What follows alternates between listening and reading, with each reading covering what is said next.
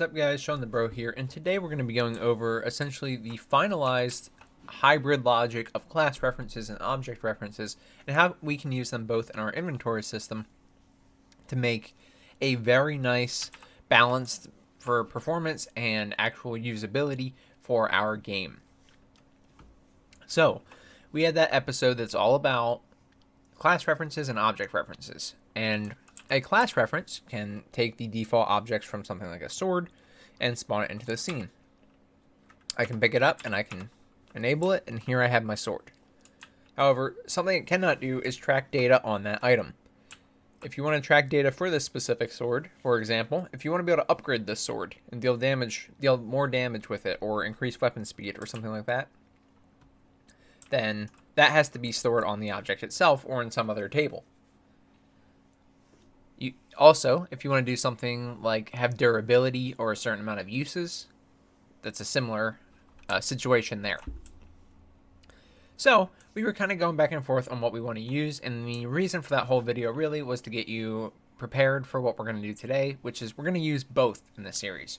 We're going to use these class references to know the data when these objects are first spawned, and then when the weapons or the items are added to the inventory or after they have been placed somewhere or used, then they can be added as object references to be tracked. That way we can do things with them like upgrade them and, again, have durability and use them however we see fit. So really we're going to have the best of both worlds here with our items. And we're going to cover everything that you need to do today. By the time this episode is over, it should be fully functional. So, we're going to hop right into it because this is going to be a long episode. But if you do want to get caught up, we're going to start in the code today. And this is episode, I believe, 30. So we're getting there. We're getting decently far into the series. We have many, many episodes to go. But we're making good progress. So if you'd like to get caught up, I'll leave the playlist right here. You can check out everything we've done to this point in the series. And also everything we do after. That playlist will have everything. Otherwise, here's the class reference versus object reference video that we went over a little while back. This will show you the differences and how we implemented them to start. That way, you kind of have an idea of what we're working with today. Alright, so what we're going to do is essentially define our logic as we want it to be, and then we will edit our blueprints and all of our logic to fit around that. So what we're going to want to do is have an object reference and a class reference, and you can decide which one it is that you actually want to use. You can use them both, or you could just use one or the other, and we talked about this before. So if you have a game where all you do is you have weapons that spawn in the scene, and they always have the same stats. They can't be upgraded. They don't have durability. They don't have a specific amount of uses, then that can be a straight class reference, and you can use this method right here. Otherwise, if you have some sort of durability, or you want to be able to upgrade or enhance your weapons and items, then you're going to need an object reference right here. And we talked about this last time, so no confusion there. But here's how we're going to actually set up the game now.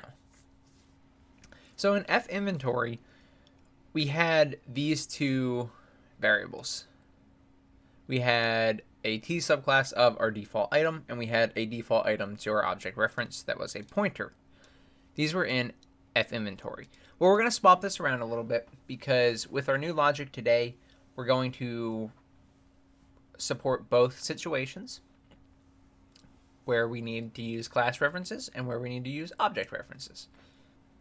Now, you don't need both of these in this structure, but we're going to make this new structure today, and I'm going to support both because I'm showing you both in this series. This is a tutorial, and it is going to be a template that people can use, so I want them to have the full freedom. They'll be able to select what version they want, depending on, what logic they want. So, I am here with my object reference and my subclass reference, but you can do one or the other if you'd like. I'd recommend if you have durability, enhancements, anything like that, you're going to want to use the object reference. That's what we discovered last time. Otherwise, you can use the class reference. But regardless, I'm making a new structure and putting it all into there. That way, in my F inventory, instead of doing all this logic where I have to choose between, what item is what, all I have to do is look at what my F inventory item is. So instead of being a T array of default item or T array of T subclass of class A default item, we just have a T array of this new structure now. Make sure it's blueprint type because we're going to be using it in blueprint. And I've called this item list. I still have weight limit in my inventory. That hasn't changed. Then once you pick one or the other, or if you want to follow the series directly, you can pick both like I have here. You're going to also want an isEquipped boolean in this F inventory item. So before in the series, we had an issue where we couldn't continuously select an inventory item and have it spawn. For example, when we go to equip it and unequip it, the next time we went to equip it, it would not work. It would actually stay in the scene, it would not get cleaned up, and it would not attach to the player's hand. That is now fixed.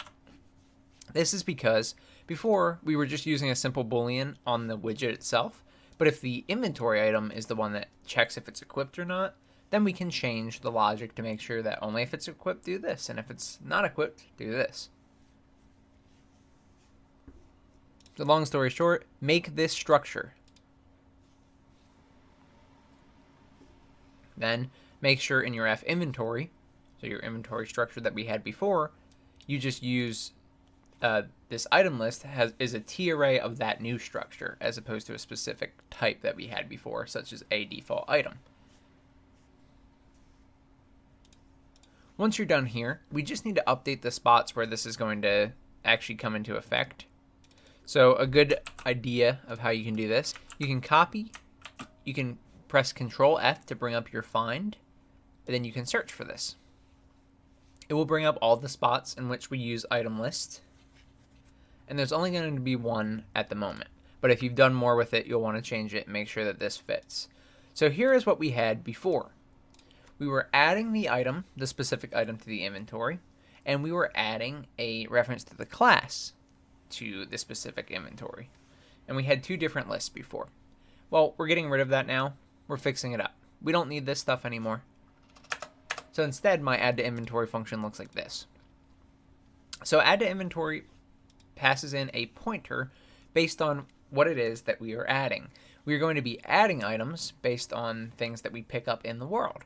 So to pick them up in the world, very simply, all we do, and this is something we've done a long time ago, is we go to where our character is, and I have this input action that's called equip, which is E on my keyboard. Basically, if we're overlapping an item, then we get the actor that we're overlapping, cast it to a certain type, add it to the inventory, and then we do other logic that I'll get into in a little bit. But here, add to inventory is called when we press E when we're overlapping an item. That's the main part for now. However, it's passing in the default item pointer, the pointer to the item that we're overlapping.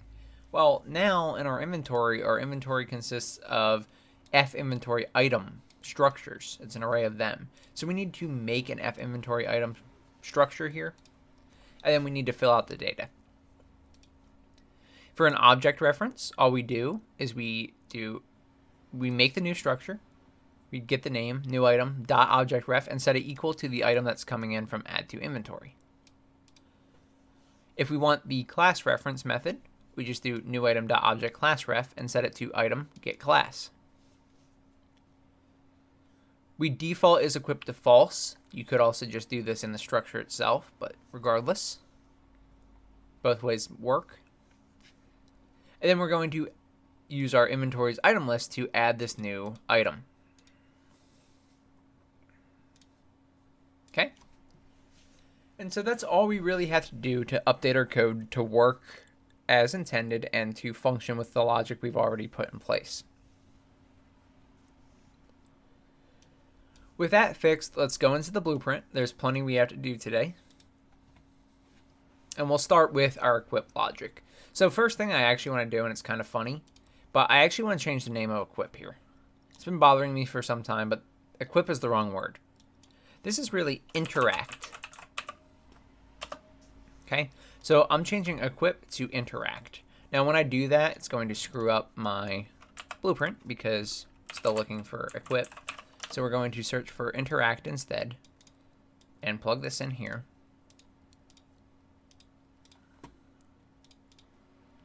And you're good to go. Really, this doesn't have to be done in Blueprint. This could very easily be done in code. This was made a long time ago, and we set it up in Blueprint. So feel free to switch this over to code if you want as well. You would just set up your binding here. We have the bind action equip, which calls equip item. So all we have to do is change the name to interact. And it calls equip item, which guess what we should do to equip item now? We should go to it. I went right click, go to definition there. So I'm actually changing it to just interact, not interact with item. And then in our header file, we can scroll down to where that's at, and we'll call it interact. Instead of equip or interact with item, we're going to call it just interact. And I'm going to take off this so that it is as accurate as possible. Allows the character to interact with the world. We're going to do a lot more with this in the future, so I'm just setting that up, and I'm changing that name now so that confusion doesn't occur. But you can see we actually never did much with it here. We were doing it in the blueprint. I actually prefer doing a lot of it in the code, so we'll probably update that. But that's not for now. We already have a lot going on. Now we're going to look at our interact event here and just update a few things, make it a little bit better. So before, what we were doing is we were getting our we were checking to see if we were overlapping any item, and then we were getting the actual item that we were overlapping, casting to a default item, because that's nothing we can interact with at the moment. Default items and children of them. And if it was, we were going to add it to the inventory, passing in the item that was casted. And that's what we had to this point. Now, after this, we have our first split. So we actually have the logic that we had from the previous episode, the class and object reference episode, where we have this game mode that keeps track of if items are static or not. Again, this is not something that's required from you. This is something I'm doing specific to the template, so you can pick one or the other. So we take a look at our base game mode BP. In our class defaults, you can see our item stat static is set to false, not checked, meaning that items can have things like durability and they can be enhanced, changed in some way specific to that item. So that's what we're going with now. But this is going to change how we do our logic. Now, this is when interacting with an item.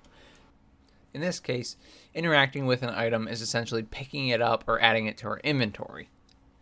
So if it's a static, if item stats are static, that means that this is a class reference. And if it's a class reference, when we pick it up, we want to destroy it because we will just spawn a new one every time we go into our inventory. This is the casted item, by the way. We're just going to destroy it. Because if this is a class reference, again, the object itself won't have been changed. So you can continuously destroy the object and create a new one with the same stats. So when you put it away, you can just destroy it to save on memory, and then we'll spawn a new one when the player wants to equip it again. Now, if this is an object reference, it's a little bit different. We can do the same thing if we'd like. We can update the data on the back end and just spawn that object reference in again, or you can set its visibility. Depends on what you want here, because it also depends on how many weapons you're going to be tracking like this. We will be able to track all the items in our inventory, but we might not want to track all of them as closely as others. For example, when you think of a game where you have like a quick bar or something like that, you might have the ability to swap between 3 or 4 weapons at a time, you know, in one conflict without going into the menu. If this is the case, you can easily keep track of those 3 or 4 weapons and their data without any sort of noticeable lag or performance issues. It won't cause any problems. And so what we can do is just actually hide the item and turn off the collision. Now, if this is the case of we're going to be tracking 300 items, well, we won't want to just do what we're doing here. However, we will adjust for that when we get into bigger inventories and things we can do. So don't worry about that. That will also be involved in another episode. We got too much going on right now to try and do proper data tracking there. But just know that what we're doing here isn't far off from what we'll be doing there. We just have to set which items we're going to track so closely. So, if it is an object reference, meaning item stats are not static, which means you can enhance them or they can be degraded. What we're going to do is grab the item's type. We're going to determine if it's item, weapon, or equipment. And we're going to do the appropriate logic. Remember, this is when interacting with it. So really, it's going to, right now, all the logic is the same. We're just adding it to the character's inventory. So we just cast this item to the correct item. So if it's an item type of item, we know it's going to be BaseItemBP. If it's weapon, we're going to use BaseWeaponBP. And if it's equipment, we're going to use BaseEquipmentBP. Then all I do is I drag off of these casts and grab the appropriate things that I have to make invisible, which could be the static mesh or a skeletal mesh if you're using that.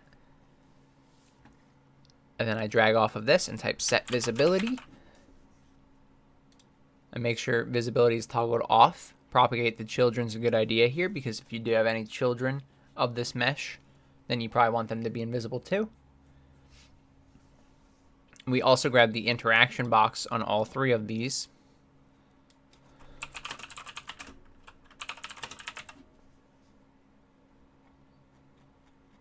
Right here. And we drag off that and type set collision enabled. And we set the type to be no collision. So basically, the player cannot interact with this item anymore. Mainly because it's being added to their inventory. You don't want to be able to like pick up an item that your character has in their hand. It doesn't make sense. So once you actually add it to your inventory, we disable the interaction box and we set the static mesh to be invisible.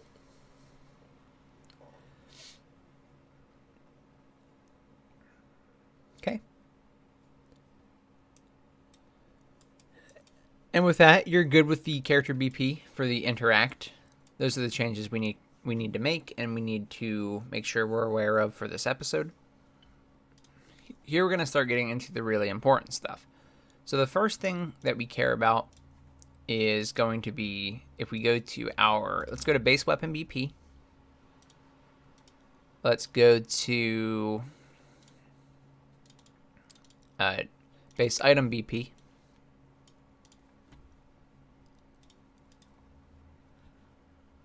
Let's go to our single inventory item widget and our inventory window widget. We're actually going to start with inventory window widget because this file will actually have errors based on the changes we made in the code to the structures. So we should get this fixed up before we do anything else. Once you go in here, go to your graph, and we're going to take a look at this part one more time. This should be the final time we have to edit this.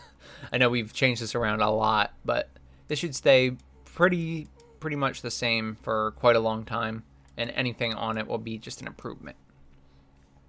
So in construct of inventory window, what we're constructing is when we make this widget, what we do is we grab the character that's the owner of the widget, and then we're grabbing their inventory and determining if the items are static again to know if these are class references or object references, so we know how to spawn them, and then we were going and looping through them and then grabbing the appropriate data. Well, I'm going to show you how to do that one more time, and this is going to be the best of both worlds. It's going to work for class and object references, but better yet, it's going to work for whatever we need them for this hybrid method as well, where we can spawn things using the class reference, but then once they are interacted with, they become an object reference that we then care about and can use and track data for. So this bottom part here is very, very simple. It actually does not really need to change. We just have to update where you're getting the data from. So if items are static, meaning these are class references, this is what we set up in the previous episode for it. We were grabbing the inventory. We had break inventory here. This will be broken now on yours because the types have changed in this structure. So you'll either refresh the node, or what you can do is drag off inventory and just type break again, and you'll get it looking like this now. Now, instead of breaking there, what we have to do is loop through this element. So we have to loop through each item in our item list. Very simple. Just make sure you drag off of it and type for each loop. Then drag off your array element here, and this is where we do the break this time. So it's slightly different. But from here on out, it's the same as what we had in the previous episode. So we have this loop, we have our inventory item, and since this is the class reference method, then we are going to drag off of our object class reference variable, and we're going to get class defaults. What this will do is it will actually allow us to grab the class defaults of the item itself, such as these variables and all this data here. Now, we're going to create a single inventory item widget for each of these items. So each item has its own display and own box, own entry in our inventory. And then we're going to set item details from table. So we pass in the type and the ID, and the rest is handled in that item. This is something we've had for a while. But this top part is going to be adjusted to work with object references, which is exactly what we need when we want to pull up our items and see the appropriate stats and data based off the object reference. So we don't want to just pull from a data table and say, yep, that looks right. We want to pull the actual data that is on the item itself. So for the object references, otherwise known as items are not static, what we want to do is this. We want to drag off our item list, go to a for each loop. Then we want to drag off the array element and grab the object reference. So once we break this inventory item, our object reference is the actual pointer to the object in the world. So if we have a sword, it's pointing to that exact sword, not just the sword class. At this point, we create an inventory display for every single item in our inventory, and we're calling this new function now, retrieve item details. Before we were calling set item details, and it's called set item details from table because I renamed it to make a little bit more sense. But before we were calling set item details, now we're calling retrieve item details. Important difference there, because we don't want to set item details because we're not spawning this from a class reference. We need to get the data of that actual object.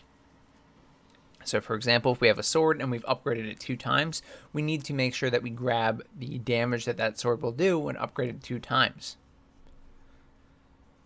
Then I just call all my basic stuff like add child so that it gets displayed to the widget. The rest of this is exactly the same as it always has been, so I'm not going to cover any of it.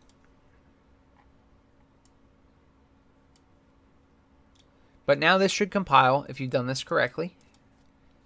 And we can go into the single inventory item where the majority of the logic actually occurs. So inventory window, again, this was the one where we display all the inventory items. And these would be pictures of, gauntlets, whatever, chest, head, leggings.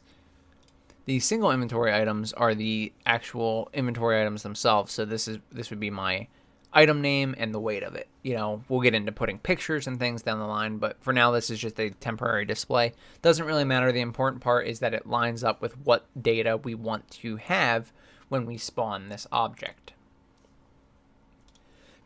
So the first thing we have here is retrieve item from ID from table. And this function you'll be very familiar with if you've been following the series, because this is the exact function that we used to use all the time. We were using this function, retrieve item from ID from table, in the event graph right here. And what this does is it will get the item type of the object reference, or really the item type that gets set on this widget, when we pass it in through the inventory window here.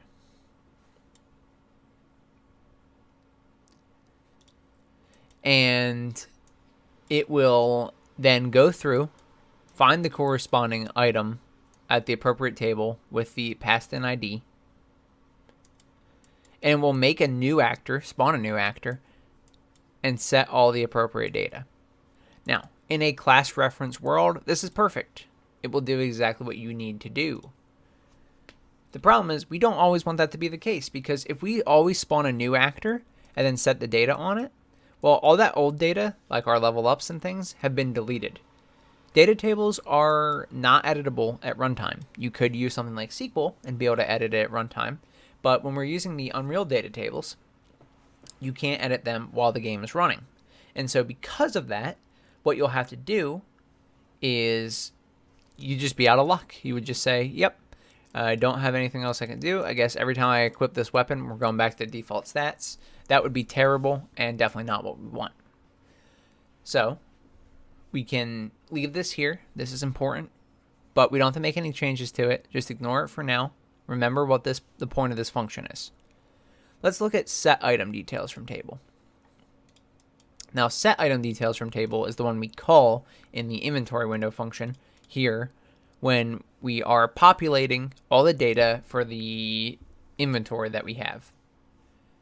The way this data is populated is it gets called right there when the inventory is opened, and then basically on each of these inventory items, we grab the type of the item, the ID of the item, and then we go to the data tables and we set the name, weight, and rarity text based on the info from these rows in the data table. Again, that's perfectly fine for class reference. The data will always be accurate and always be displayed properly for class references, but when I want to start putting in things like damage modifiers for increasing them, or number of uses left, like in Yakuza, for example, maybe I have 15 hits with this weapon left. Well, that's something I could display, and the class reference is not going to know that. Only the object reference will know that. So both retrieve item, so set item details and retrieve item from ID have now been changed to retrieve item from ID from table and set item details from table. These are the class reference methods. There's a new function I've made called retrieve item details. This is much, much simpler. Look at this. And all this is we basically take in an item, we set the object reference directly to it, because we have a set object reference node here that we can call. But if we're using this method, then all we want to do is just set this object reference immediately to this retrieve item details function. Note that the retrieve item details is called from here in inventory window again. So basically, when we create an inventory item widget, we want to take the object reference of this class and pass it into this retrieve item details. Okay, so we set our object reference, and then off the object reference, we need to grab all the appropriate data. So if we left it here, where we would just retrieve the item details, this object reference on this widget has all the appropriate data. However, we haven't set the data on the widget. Remember, the widget itself is what has the item name, the weight, and the color is determined by the rarity. So all these things are determined by the data of the inventory item. So this object reference needs to set the data for the widget. So to do that, it's actually very simple. All we do is drag off of this object reference, and we get our variables, such as name, get name. You can see I have a reroute node here, get weight, and get item rarity. Now, in the past, we already had these functions for set weight text, set name text, and set rarity info. These are things we covered in other episodes, so feel free to check them out. But nothing has changed, so I'm not going to be going over what we did in them. But this makes it so now what I've done is, instead of grabbing the data from the data table, I'm grabbing the data from the object itself to then set the appropriate data so that it shows up properly in the inventory. So essentially what you're seeing out of what we just went over is that when I pick this up and look at this, the fact that that is a basic sword with 3 kg as the weight and it is gray in rarity is due to those changes we just made. To prove it, these leggings are gold because they are rare and they are 2 kg.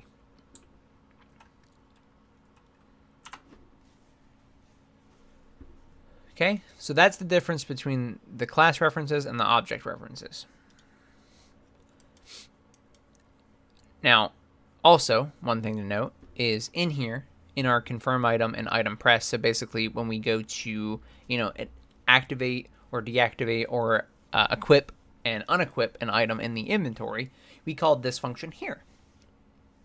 And basically, we got the object reference that we had set, and we grabbed the data from it to say, oh, yep, it's this type of object. Let's go ahead and add that to the character or use it, right? There's a lot that we did. So where we were doing all this, we now have to check and make sure we want to grab the appropriate data. We know when we open the inventory window here that we're calling retrieve item details. And the other method, the class reference method, we're calling set item details from table. However, in our logic here in the specific item, we need to check and see if this item is actually static or not. So we're going to do the same check we keep doing right here. Get game mode, cast it to our game mode that we're using. Check this Boolean. If they are static, meaning they're class references, we want to overwrite everything and use retrieve item from ID from table. We know we want to use the class reference data as opposed to any other data, so we should set that up. If this is false, we're going to skip this entirely. Retrieve item details is already called in the inventory window when these are spawned, so we don't have to call it again or anything, but we can go ahead and just skip it. Okay. Then we go into the same logic that we had in the past. And if it's an item, we make sure that the object reference is valid. We make sure that the owner is a character. We set the owner to that, and then we use item. This is something we did before. So items don't have to change. Weapons and equipment, however, have this IsInUse Boolean. IsInUse Boolean is here to basically determine if an item is currently equipped. That's what we were using it for. Now this would work if you had your inventory open the whole time. But once you had closed your inventory and reopened it, these booleans reset because we created a new inventory widget. Well, that doesn't look good because that means that the data would be off. You would spawn additional weapons and drop them into the scene. They would not equip to the actor correctly and all this weird stuff. Say this item was equipped. So I go over here and I equip my item. Well, if I press equip again, or if I select this item in my inventory again, I want to unequip it. And that works perfectly fine. However, there is an issue with this because once we close the widget, it gets destroyed. And once it's destroyed, it no longer has access to those Boolean values. So yes, I've equipped this sword, but now when I open my inventory, it thinks that it's false. And so I get stuck in this state where I can never actually equip my sword again. Now, and there's even errors, as you can see. So that's because IsInUse here is bad. We want to now use our isEquipped Boolean that we created in the code structure. So we'll talk about fixing this after we do the rest of it to not get off track, but we're going to come back and edit this and adjust this so that it's the right variable. Now, let's go to our BaseItemBP as an example. We're going to have to go to BaseItemBP, BaseWeaponBP, BaseEquipmentBP. I'm going to close out my widgets for now because we're going to be opening a lot of tabs here.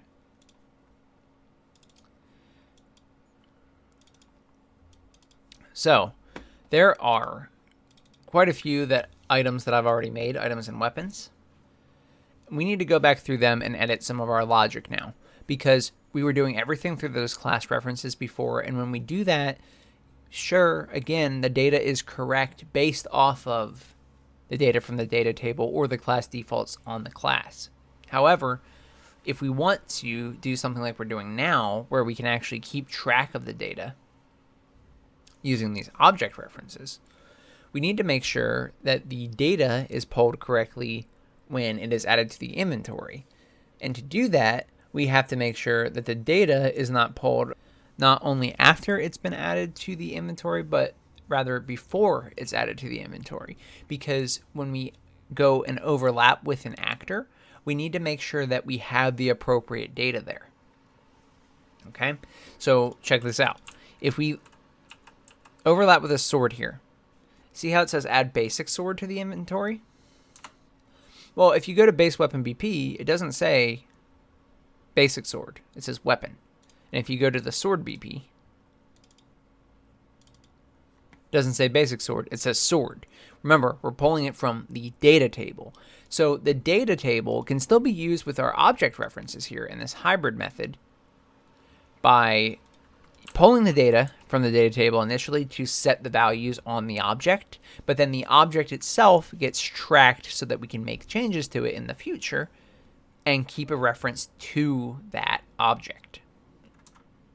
So we need to open up basically all of our different types of items, our base item BP, base weapon BP, base equipment BP, and all of our individual children classes like health potion BP, mana potion BP, sword BP. And I need to make a very, very important change here. So we had this event that was called set correct item name. And what that was doing is it was taking in the name that we passed it. We were manually setting this like in each item. Like for example, in the health potion BP, I had event set correct item name, and it went into this node here, which was I was setting the item name to be health potion. That's fine for class references, but we no longer need it, and actually it's going to kind of screw us over if we continue to use it, because we have to know the name before we are overlapping with the object, or at least at the very moment we start overlapping. So when the user has the information displayed, it is the up-to-date information. So in each of my child classes where I had set item name, delete the event and delete the actual node. So health potion BP, mana potion BP, gone. All right.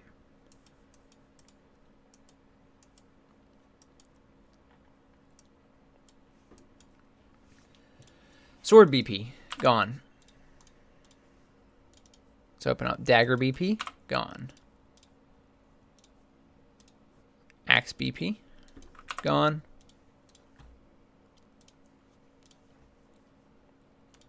And then go to base equipment BP, as we said.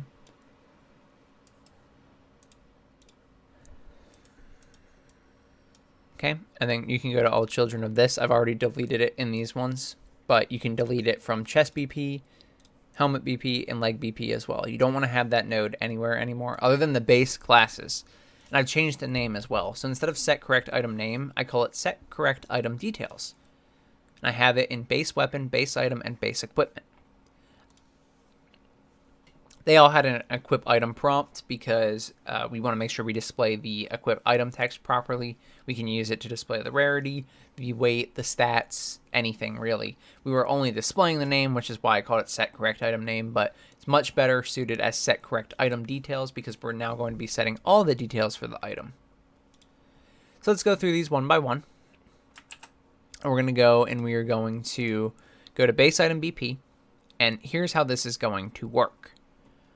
Now, instead of all that arbitrary, we were setting it in the child class stuff, we're going to grab the data directly from the data table when this set correct item details function is called. Just so you are aware, we can find references, use the binoculars to find them in all files, and you'll see that it is only ever used in these 3 files. So if I click on them, it brings me to the corresponding one. That was actually the same one, but it brings me to the function call. Okay, so you can see where it was updated. These things have not changed, so don't worry about them. I'm just showing you. These are the only places that they get called, and we need to make sure when we begin overlapping with the interaction box, which is this guy, which is how far away we can be from the item before our item before our character registers as overlapping with that item, so we know we can interact with it. Once we begin overlapping with it, we need to make sure the data is correct to be displayed correctly to the user. Otherwise, it will say something else. Like instead of basic sword, it might say weapon, it might say sword. Depending on what we have in our class defaults, we want it to say what it says in the data table. That's important. It doesn't matter if we're using class references or object references. We are spawning it and grabbing the data from the data table. That's still useful. Once we get the data from the data table, we can then turn it into an object reference, that object that gets spawned, and that object is what happens to have the tracking done on it, so we can always update it and enhance it in the future. So in this function now, I took out everything else that was in the function. I actually completely rewrote it. So I removed everything in BaseItemBP for set correct item details. And instead I now do this. Each item has an ID, and this is something that I've never tried to avoid. I don't think it's necessary. So items have an ID on them.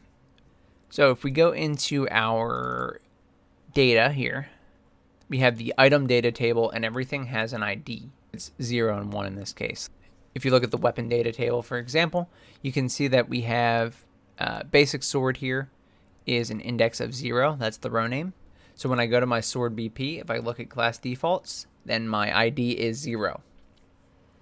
Alternatively, if I look at the dagger, the row name is 1. So if I go to my dagger, you can see that the ID is 1. This is something that I manually set up, and I don't think there's a good way around it because you want to make sure you pair up your appropriate class with the items in your data table. That's how we were getting them to line up, okay? So we take that ID that is set in the class defaults on the object, and we use that to get the appropriate row from the data table. Once we get this item from the data table, and by the way, I've shown this off before, but the way you can do this, ID is an integer, but data tables can only be found using row name when doing this get table row.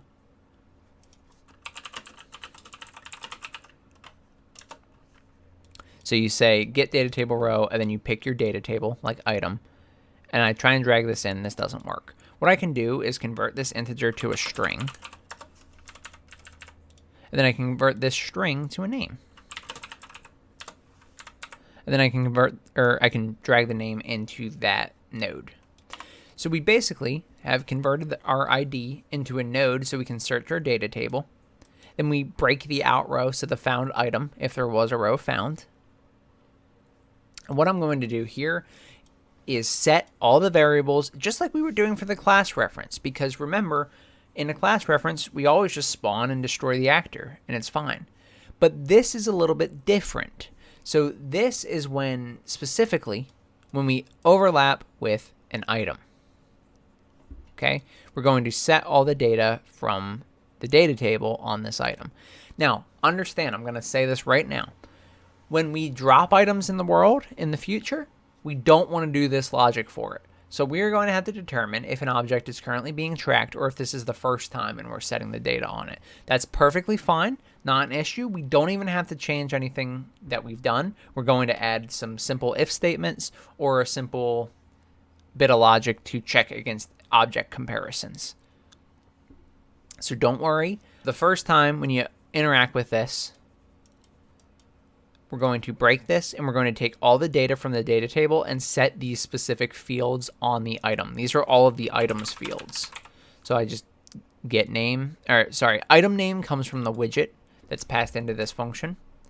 This widget, remember, is the one that pops up on the screen to display the name, which is why this is important to do here. But we also need to get the actual name. So you just say set name, set weight, set item rarity, and then you pass in the appropriate data table fields.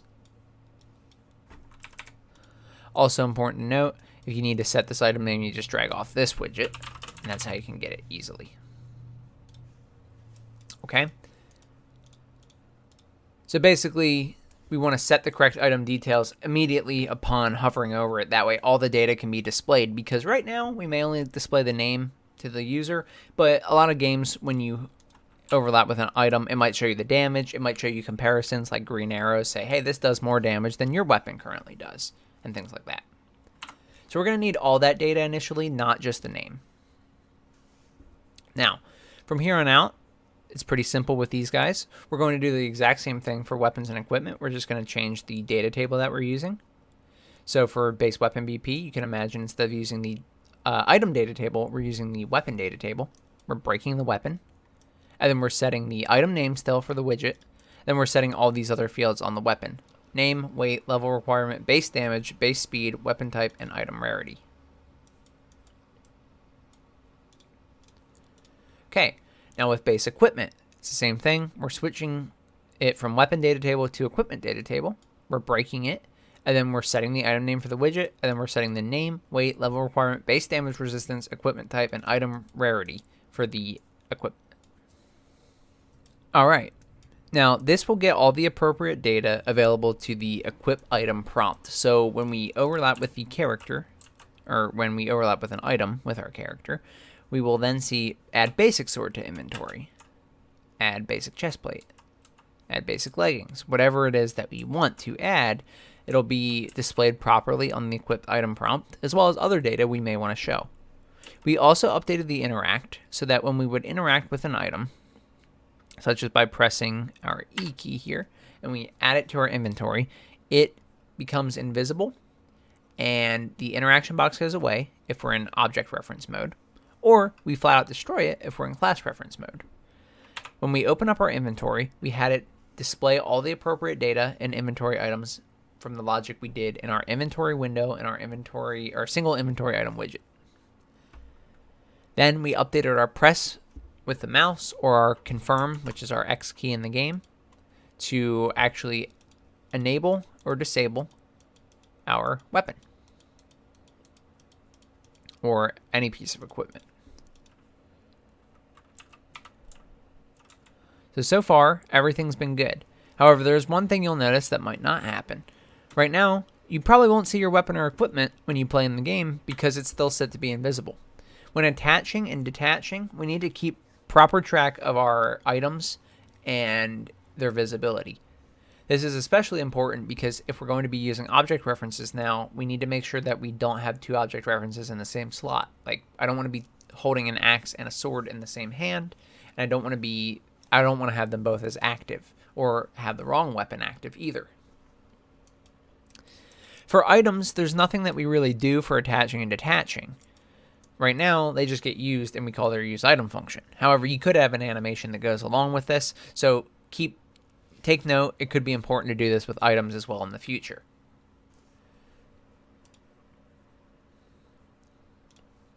If we go to our base weapon BP, though, we definitely do stuff with this.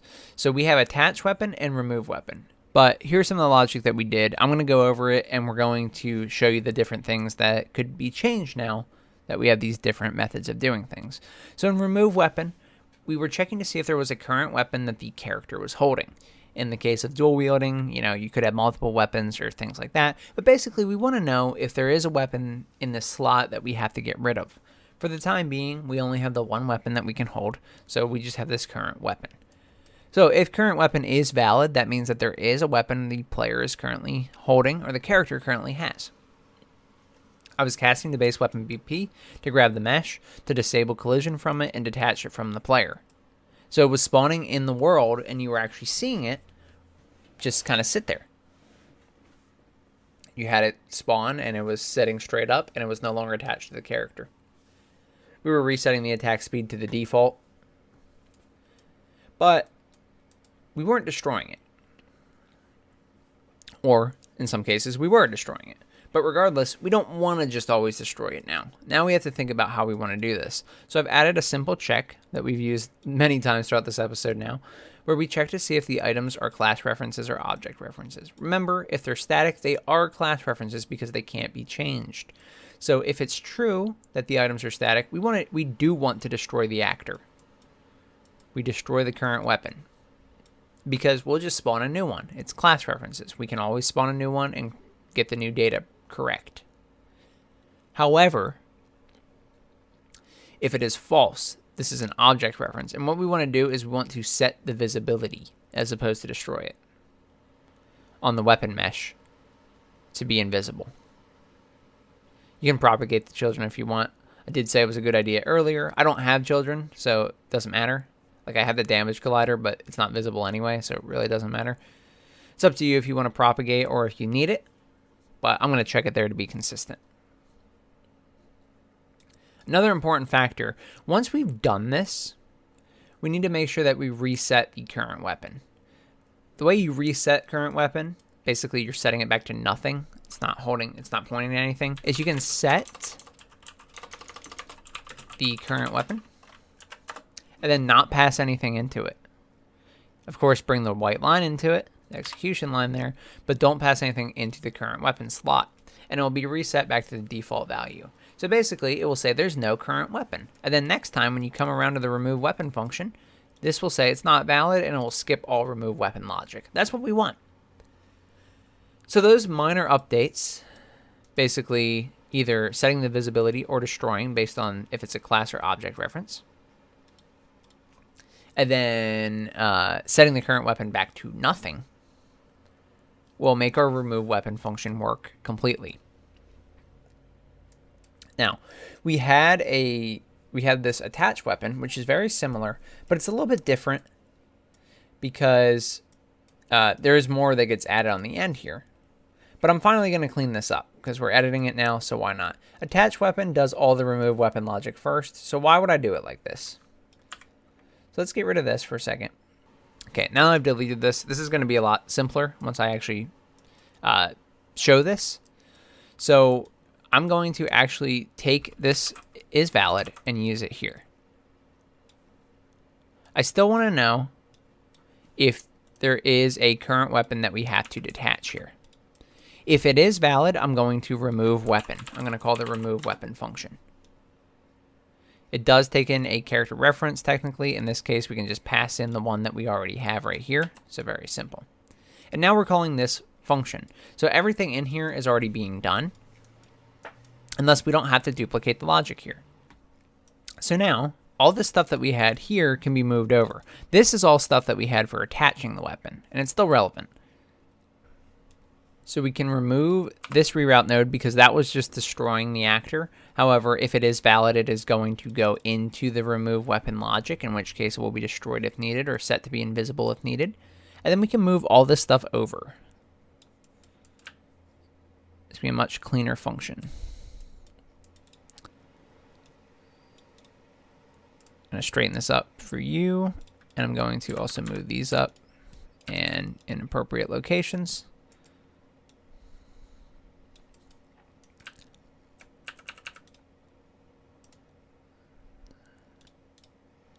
Close enough. There is a little bit off right here. And if I straighten everything, it's going to take a while, but there you go. So now we've improved our attach weapon logic by a lot. It was so much longer because we were basically just mimicking the remove weapon logic and then doing the attach weapon logic. But now if we just check to see if there is a current weapon, we can just call remove weapon. Otherwise, we skip it, and then we go to the attach weapon logic, which this is all the same as it has been. No need to change anything here. But toward the end, there are a few adjustments that we do need to make. Toward the end here, there's a few things we do need to add, and that's the owner and the visibility. When we are attaching a weapon, we should be setting the owner of the weapon to be the user. This is just good for a lot of reasons. You can tell who damaged who. You know, if you have NPCs with weapons as well, you'll want to know who damaged who, so you can have who attacked who, who to aggro, or different things like that. It could be really useful. Very simple way to do this is you just call set owner. You leave the target as self, so we're setting the owner of this object, which is the weapon, and we're going to pass in the character object reference that comes into this function. Okay. Then you can set the weapon mesh's visibility to be visible, and you can propagate the children if you'd like. And now when doing that, you'll be able to equip a weapon, just like this, and it will be removed as you can imagine.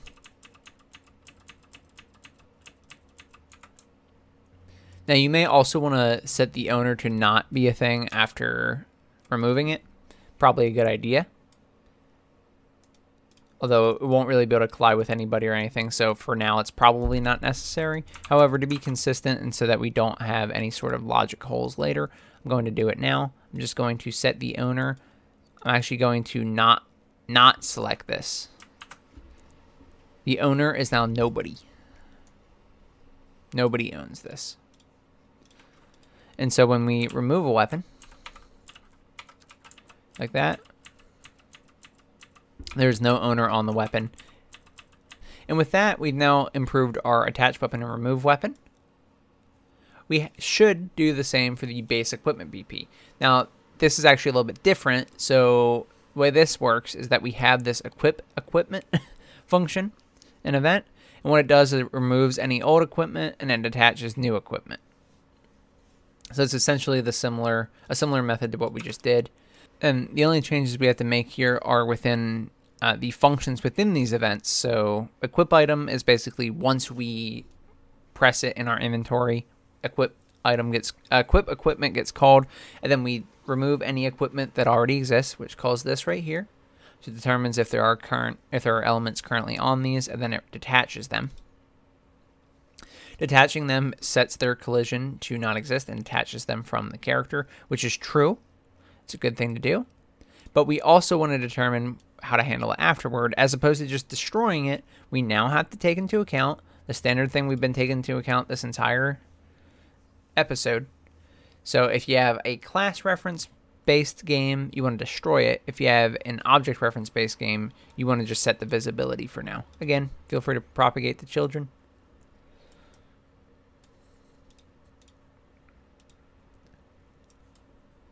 And then if you go to attach equipment, which gets called after all the equipment is removed and detached, the new equipment that comes on is going to have a similar method. However, we don't have to worry about the destruction or anything. Really what we have to do is we want to make sure that the visibility comes back. So the very end of attach equipment, regardless of what type of equipment it is, once everything gets set up and applied to the character, then we should set the visibility of the static or the skeletal mesh, depending on what you have, back to visible. Alright guys, now let's get that isEquipped and IsInUse Boolean issue fixed up so that our inventory will work and track items properly regardless if the inventory has been opened or closed since changing the equipped items. Now I had initially put isEquipped in here, and you can do this. The Boolean can be in the inventory because it'll be a tracker for the inventory, so as I mentioned, we can put a check mark or something and say, yes, this is equipped. However, I was thinking about it more, and the item itself, the characters may not all have inventories. You may want to put it on some sort of enemy or something that has an item equipped, and maybe they don't have an inventory structure. It might be a mimic structure as well. So I'm actually going to remove it from here, and I'm going to put it in the base item class, default item class. I'm just going to call it isEquipped in here. So it's the same Boolean, same logic. We haven't used this Boolean yet this episode. But I'm moving it in here because now it will work for any character. It's specific to the item, not specific to the inventory. The inventory can grab the data about if it's equipped or not. Regardless, it'll just grab it through the item. And I think that's really the right way to do it. While we're here, you can go ahead and add a category to it if you'd like, just to kind of organize it. And add a comment if you'd like. Now, a lot of your consumables and one-time use items aren't going to be equipped. However, you can just skip it for those items. It won't be required. For items like weapons and equipment, they can be equipped, but all classes are children of default item in one way or another. And so putting it in this class will allow us to edit it in the engine. So the only thing that we have to update with this is if we go into our single inventory item, we can go over to where IsInUse is, and we're basically going to swap out all these IsInUses with isEquipped in one way or another. So this is because the object reference that we have on the single inventory item is the object that we would equip or unequip by clicking the button. This is set whether we use class references or object references. Object references, it's set here. Class references, it's set here. So either way, we are doing the logic required to get object reference. So we can drag off of it, type isEquipped, get it, and we can use this now instead of IsInUse. So I want to do this live because I think it's easier to show you.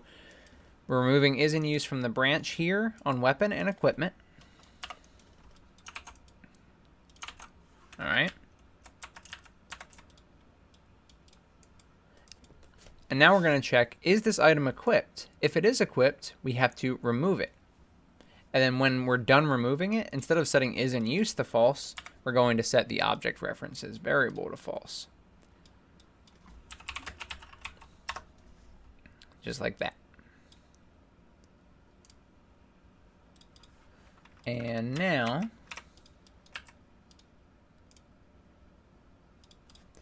you can see that isEquipped is false. So once this weapon is removed, we unequip it.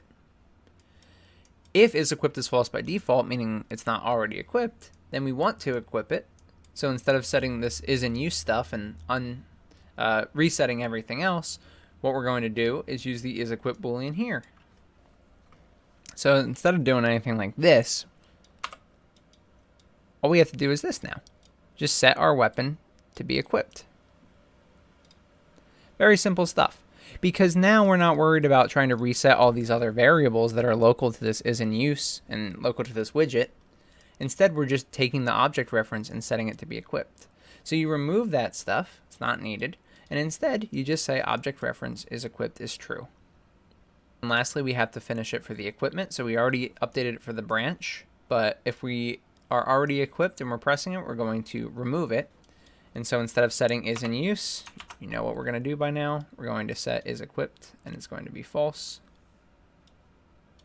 If you want to make it neater, you can. And then same thing that we did above for equipping the weapon, we can equip the equipment. Set it to be isEquipped, just like that. So instead of doing that for loop for the inventory items, and at that point you can actually remove the IsInUse boolean altogether. So now you can see I go in here, I activate my sword. Now I go back into my inventory and I dequip it or unequip it. But no matter what state I leave it in, it will always remember now because it's directly on the weapon. So if I equip my sword and my chest plate, I come in later to my menu, I can unequip them or equip them again.